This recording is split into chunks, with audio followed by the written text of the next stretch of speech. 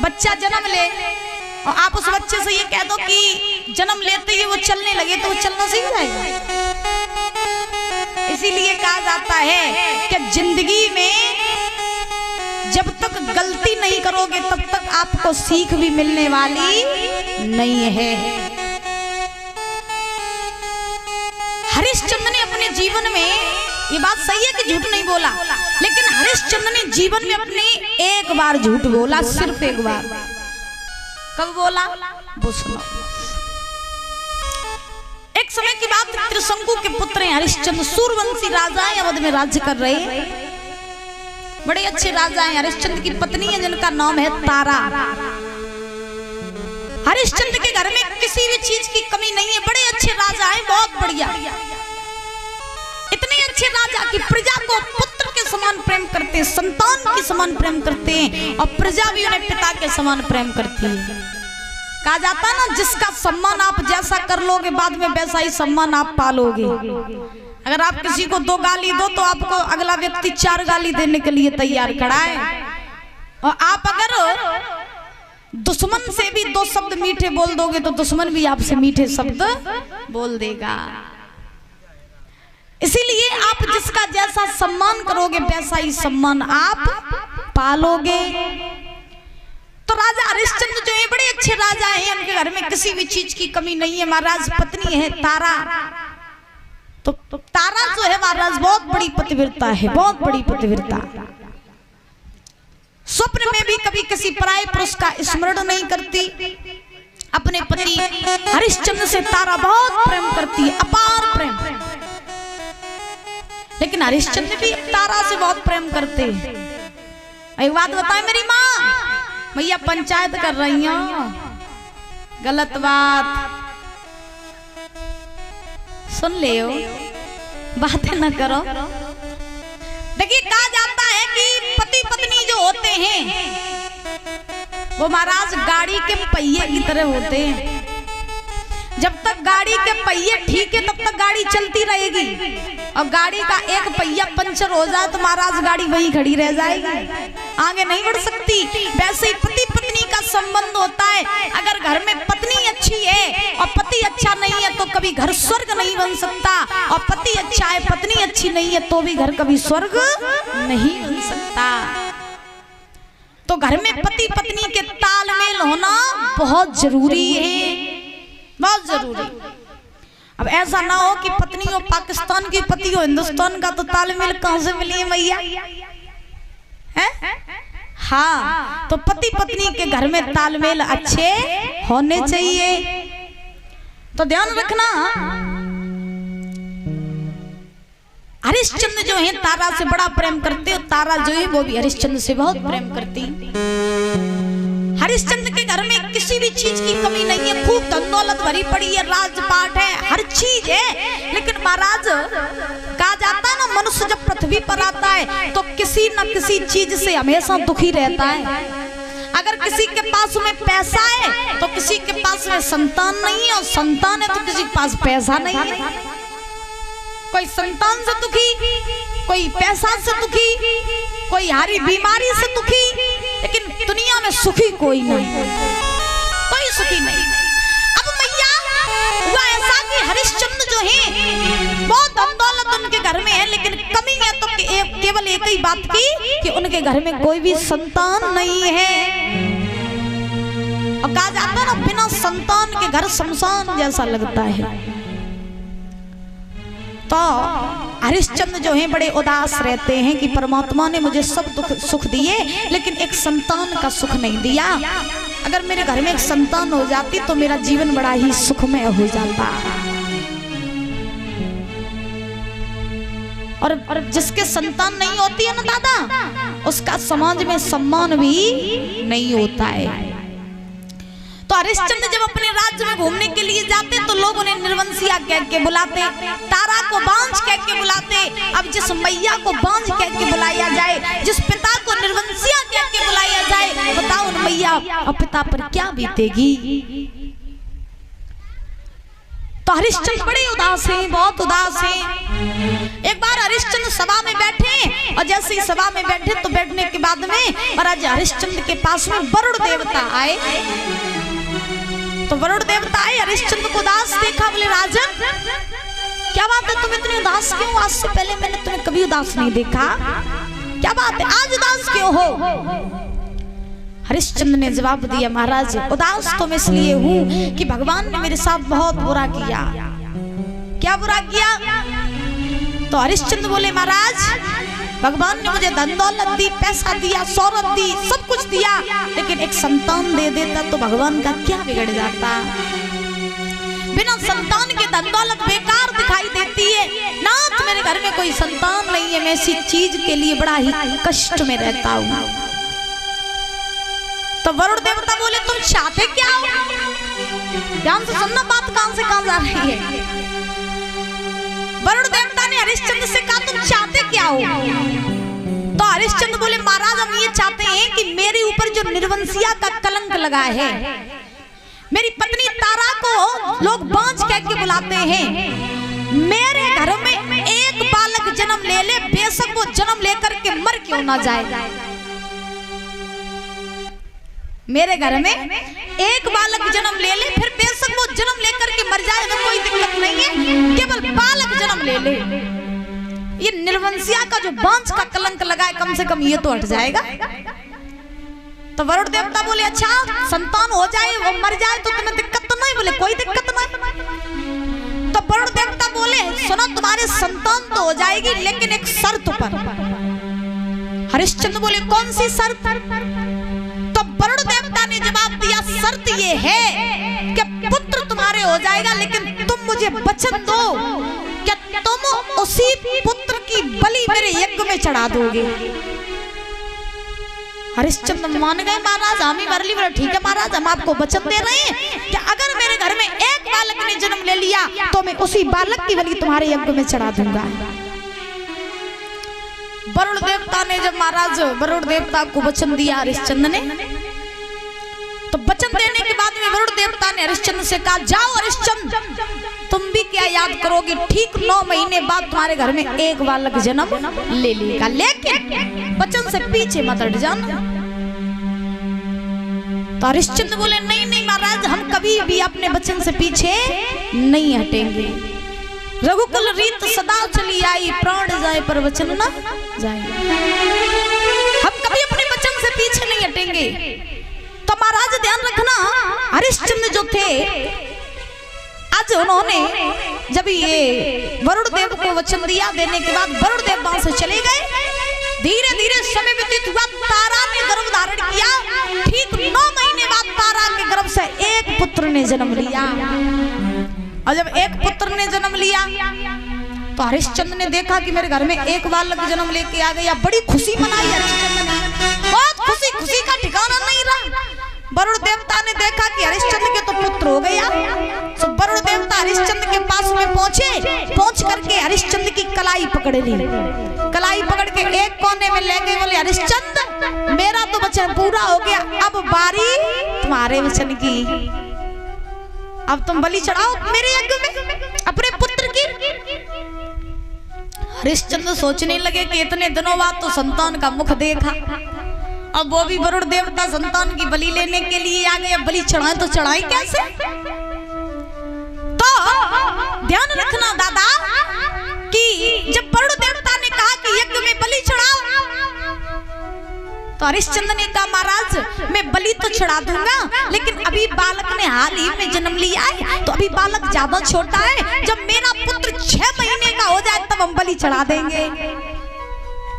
हरिश्चंद्र ने बातों में फांस लिया वरुण देव को। तो वरुण देवता बोले, चलो ठीक है कोई बात नहीं, 6 महीने तक का मैं इंतजार कर रहा हूँ, जब तुम्हारा बालक 6 महीने का हो जाए तो तुम बलि चढ़ा देना। बोले ठीक।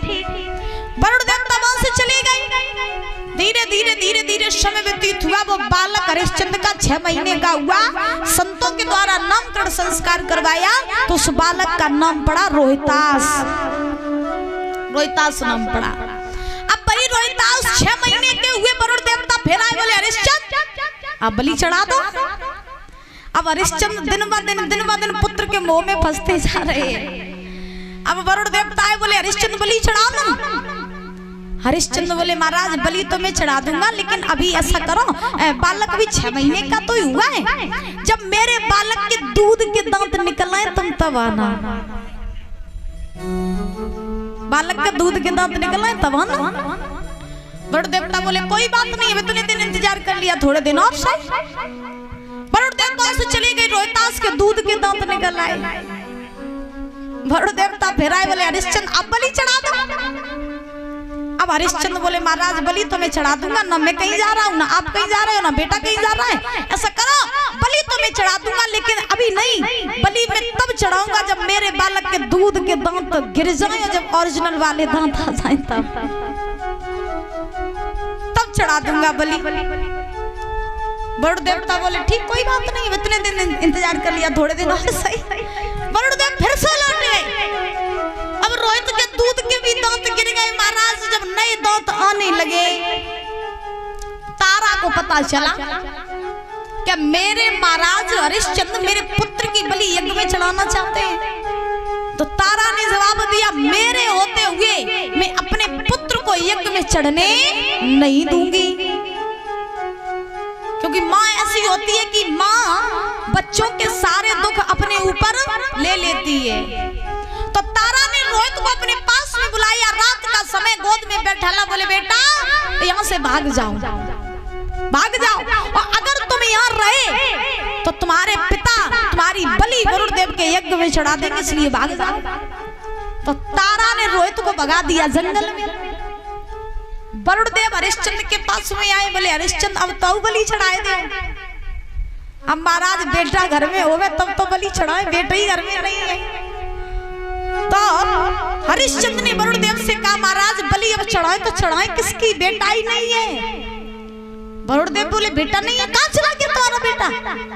हरिश्चंद्र बोले महाराज वो तो डर की वजह से भाग गया जंगल में। वरुण देव बोले इसका मतलब तुमने मेरे साथ में कपट किया, तुमने मेरे साथ में छल किया है। हरिश्चंद्र जाओ, हम तुम्हें छोड़ेंगे नहीं। मैं तुम्हें ये श्राप देता हूँ कि तुम्हें कुष्ठ रोग हो जाए। श्राप दे दिया। वरुण देव वहां से चले गए। अब बताओ हरिश्चंद्र झूठ बोल गए कि नहीं बोल गए? हाँ। अब हरिश्चंद्र जो है वो महाराज जब श्राप दिया वरुण देव ने, तो हरिश्चंद्र बीमार होकर के गिर पड़े, कुष्ठ रोग हो गया हरिश्चंद्र को।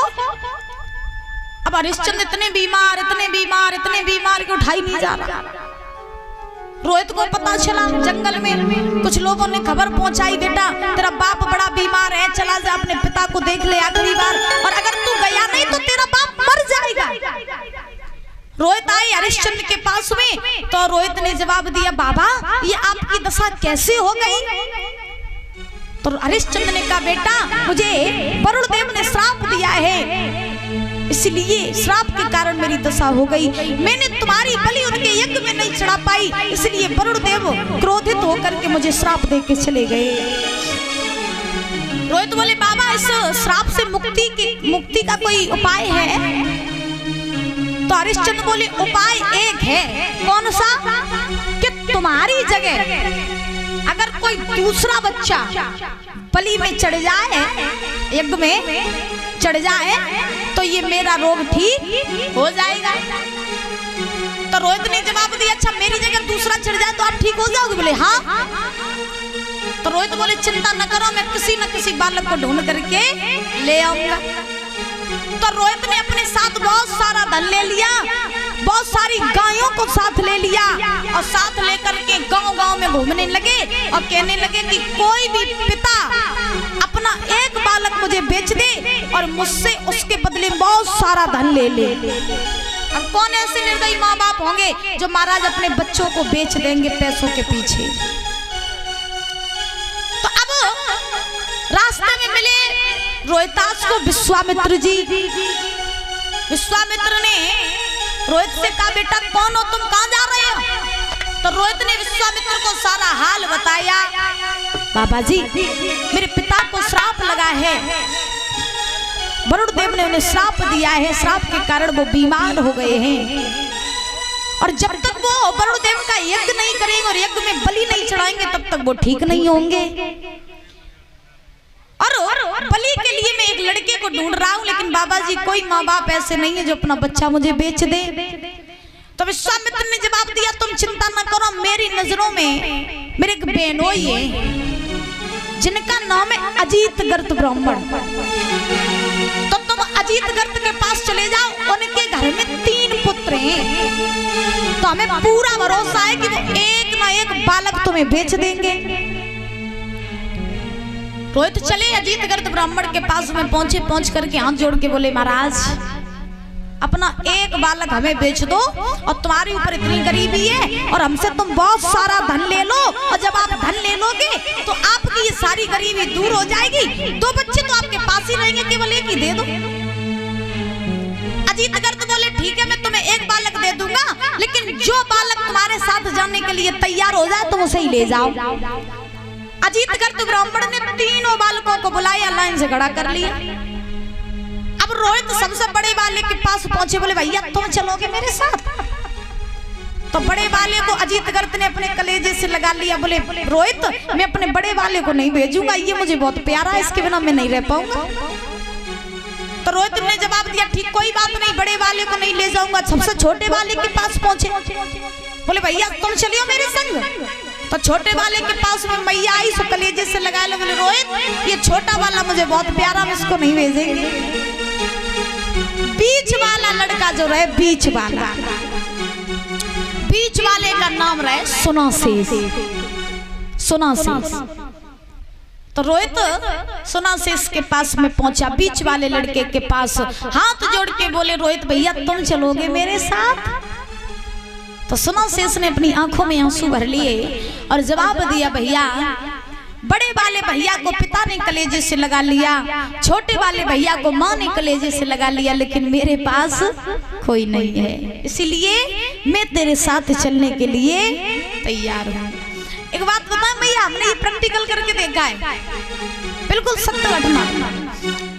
अगर घर में 3 बच्चे हो ना, 3, बिल्कुल सही बात बता रहे हैं, घर में जो 3 बच्चे होते हैं तो जो सबसे बड़ी संतान होती है वो पिता को ज्यादा प्यारी होती है, और सबसे छोटी वाली माँ को ज्यादा प्यारी होती है, और बीच की संतान बीच में ही अटकी रहती है। हाँ, बीच वाले ऐसी बात नहीं माँ बाप प्रेम नहीं करते, प्रेम तो बीच वाले को भी करते, लेकिन बेचारों वो बीच को बीच में ही अटको रहा था, न तो आगे को न तो पीछे को। हाँ तो महाराज ध्यान रखना। सुनासेस ने रोहित से कहा, भैया मैं तुम्हारे साथ चलने के लिए तैयार हूँ, क्यों? क्योंकि आप मेरे बदले मेरे पिता को बहुत सारा धन दे दो, क्योंकि मैं चाहता हूँ कि मेरा ये जीवन मेरे माता पिता के लिए बलिदान हो जाए। जब तुम मुझे ले जाओगे तो मेरे बदले तुम बहुत सारा धन दोगे मेरे पिता को, तो मेरे पिता की सारी गरीबी दूर हो जाएगी, और मैं मर जाऊंगा तो कोई बात नहीं, मैं मुझे मर जाने दो, ये तो मेरा भाग होगा जो मैं अपने माता पिता के लिए बलि पर चढ़ जाऊंगा। ध्यान रखना, आज रोहित ने बहुत सारा धन दिया अजीत गर्त ब्राह्मण को, और दे करके दादा सुनासेस को अपने साथ लेकर के हरिश्चंद्र के पास आए। और जब हरिश्चंद्र के पास में आए हैं रोहित, तो हरिश्चंद्र से जवाब दिया, बाबा आप यज्ञ रचवाओ, वरुण देव को बुलाओ, और मैं बालक ले आया हूँ, इसकी बलि चढ़ा दो, आप इस श्राप से मुक्त हो जाओ। हरिश्चंद्र ने यज्ञ की तैयारियां कराई, वरुण देव को बुलाया, और बुला करके सुनासेस को खड़ा कर लिया। अब ध्यान से सुनना भैया,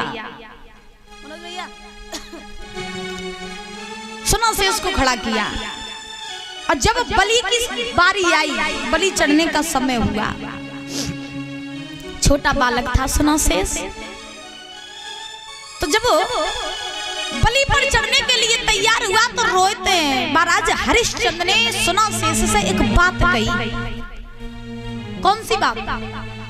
हरिश्चंद्र ने सुनासेस से कहा, ये बता कि तू अपने माता पिता को छोड़ करके यहाँ मरने के लिए आ गया, तुझे डर नहीं लग रहा? डर नहीं लग रहा तुझे?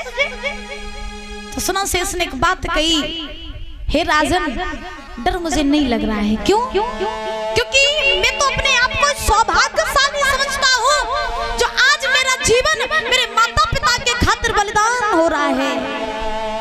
मैं अपने माता पिता के खातिर मर रहा हूँ, मेरा तो ये सौभाग्य है। और ध्यान रखना, आपका जीवन अगर माँ बाप के लिए चला जाए, खत्म हो जाए, तो समझ लेना आपके जितना सौभाग्यशाली कोई नहीं है। क्योंकि माता पिता हमारे असली भगवान होते हैं। माता पिता सुखी हैं तो हम सुखी हैं, अगर माता पिता दुखी हैं तो हमें भी कभी सुख नहीं हो सकते। सुना से इसने जवाब दिया, महाराज मुझे दुख नहीं है, बिल्कुल भी दुख नहीं है, मैं डर भी नहीं रहा हूँ, मैं तो खुश हूँ जो आज मैं मेरे माता पिता के लिए वरदान हो रहा हूँ। तो हरिश्चंद्र ने जवाब दिया, अच्छा तो तुम्हें कष्ट नहीं? बोले ना। तो हरिश्चंद्र ने वरुणदेव ने कहा, हरिश्चंद्र देर किस बात की कर रहे हो, चढ़ाओ ना इसकी बलि। तो बलि चढ़ाने के लिए जैसे ही खड़ा किया सुना शेष को, तो खड़ा करने के बाद में हरिश्चंद्र ने एक हाथ से तलवार पकड़ ली, एक हाथ से सुना शेष के केस पकड़ ली। दादा जब सुना शेष के केस पकड़े हरिश्चंद्र ने, तो सुना शेष की आंखों से आंसू निकल गए। जब सुना शेष की आंखों से आंसू निकले तो हरिश्चंद्र बोले, बेटा अभी तू बोल रहा था कि तुझे डर नहीं लग रहा, फिर तू रोने क्यों लग गया? तो सुना शेष ने रो करके बात कही, राजन रो मैं इसलिए नहीं रहा हूं कि मैं मर रहा हूं, राजन रो तो मैं इसलिए रहा हूं कि अगर आज मेरे ऊपर गरीबी न होती तो मेरा बाप मुझे कभी बेचता नहीं। आज मैं बचने के लिए यहाँ खड़ा ना होता, मरने के लिए मैं यहाँ खड़ा ना होता, अगर मेरे पिता के ऊपर गरीबी ना होती। राजन आज मुझे एक बात समझ में आ गई कि दुनिया में हर किसी का सम्मान हो सकता है, लेकिन महाराज गरीबों का कहीं भी सम्मान नहीं होता है। गरीब अगर रोड पर मर भी जाए भैया, तो चार लोग अर्थी उठाने वाले नहीं मिलेंगे। अगर कोई अमीर मर जाए ना, तो महाराज दूर दूर तक खबर फैल जाती है कि फलाना व्यक्ति बहुत अमीर था, भैया मर गया। बड़े बड़े लोग आते हैं उसके घर पे रोने के लिए, शोक मनाने के लिए, लेकिन वहीं जब कोई गरीब मरता है तो उसके पास कोई रोने के लिए नहीं होता है। और ये बात बिल्कुल सही है कि दुनिया में जितना सम्मान अमीरों का होता है, उतना सम्मान गरीबों का नहीं होता है। बात कही रो करके सुना शेष ने, राजन सुनो मेरी बात। रो करके वो सुना शेष बोला,